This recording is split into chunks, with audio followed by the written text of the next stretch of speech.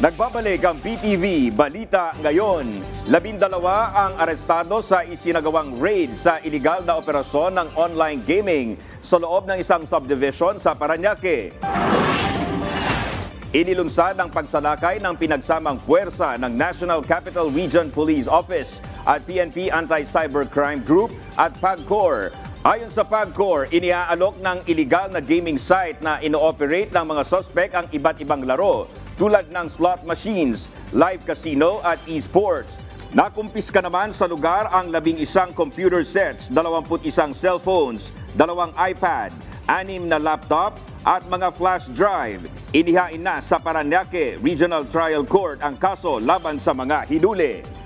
34 na milyong pisong halaga ng hinihinalang shabu ang narecover sa ikinasang bypass operation ng PIDEA at PNP Regional Drug Enforcement Unit sa Zamboanga City. Bukod sa 5 kilo ng droga, arestado rin sa operasyon ang 2 drug suspect na kinilalang sina Waham Gani at Almujir Juma. Pareho silang residente ng Southcom Village sa lungsod. Sinampahan na sila ng kasong paglabag sa Republic Act 9165 o Comprehensive Dangerous Drugs Act.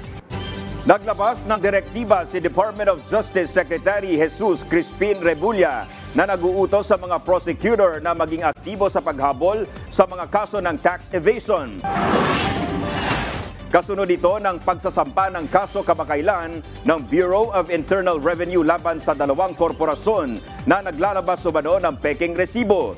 Giit ni Rebulla, dapat mapanagot sa batas sa mga nanloloko sa gobyerno. Mula Marso ng nakaraang taon, ang Run After Fake Transactions program ng BIR ay nakapag-file na ng mga kaso laban sa 4 na ghost corporations na may estimated tax liabilities na aabot sa 25.5 billion pesos.